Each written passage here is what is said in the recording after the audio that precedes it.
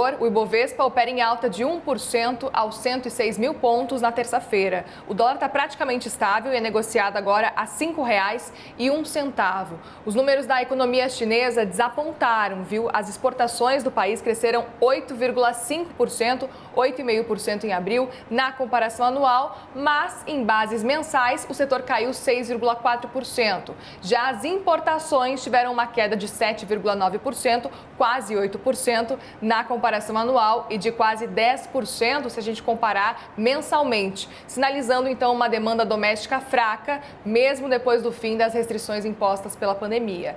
E não deu outra, viu? As bolsas na Ásia fecharam em forte queda depois da divulgação desses dados. E em Nova York, pessoal, as bolsas de Wall Street operam também em queda no início dessa tarde, com os investidores acompanhando o impasse sobre o teto de dívida dos Estados Unidos. Por aqui, os investidores repercutem a ata da última reunião do Copom. A gente lembra que na semana passada o Banco Central manteve a Selic em 13,75% ao ano.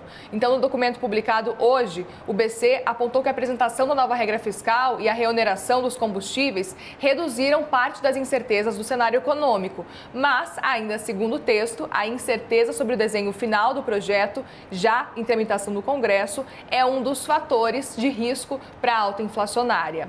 O Banco Central também reforçou que as expectativas de inflação continuam desancoradas das metas definidas pelo Conselho Monetário Nacional.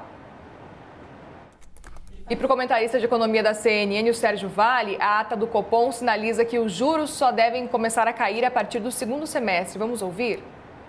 A ata do Copom trouxe algumas preocupações adicionais ao que a gente estava vendo ao longo dos últimos meses, nesse caso a discussão sobre a taxa de juros neutra.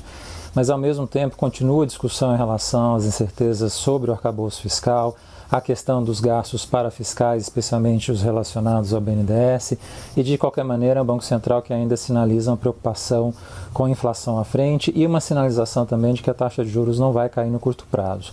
Num dos itens, num dos parágrafos do documento, ele coloca que para inflação chegar a 3% no ano que vem, precisaria manter a taxa de juros em 13,75 por um período bastante longo, além de 2023. Para isso não acontecer, a gente vai ter que ter algumas coisas vindo pela frente, especialmente um arcabouço fiscal aperfeiçoado, acontecendo agora na discussão no Congresso, e a discussão da meta de inflação, que o Banco Central abriu agora com mais precisão a importância dessa discussão, de manter a meta de inflação em 3%, isso vai ajudar a baixar a expectativa de inflação para os próximos anos e vai ajudar no trabalho do Banco Central de trazer essa expectativa de inflação que está aí ancorada em 4% para 3%, que é justamente a meta que o Banco Central trabalha. Então, há uma sinalização talvez do Banco Central que está olhando, começando a olhar mais para frente uma possibilidade de começar a cair a taxa de juros, mas certamente isso não é para agora, para esse semestre. Ainda permanece a ideia de um segundo semestre a gente começar a ver essa queda de juros acontecendo.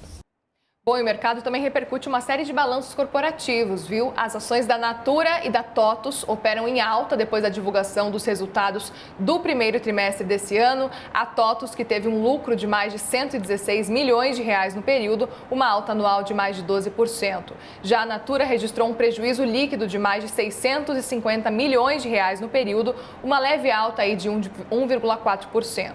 E as ações da TIM e da Braskem operam no vermelho. Os papéis da TIM lideram as perdas do dia e a empresa de telefonia lucrou 437 milhões de reais no primeiro trimestre. Essa foi uma alta anual de mais de 4%. Já a Braskem lucrou 242 milhões de reais de janeiro a março, uma queda anual de 94%.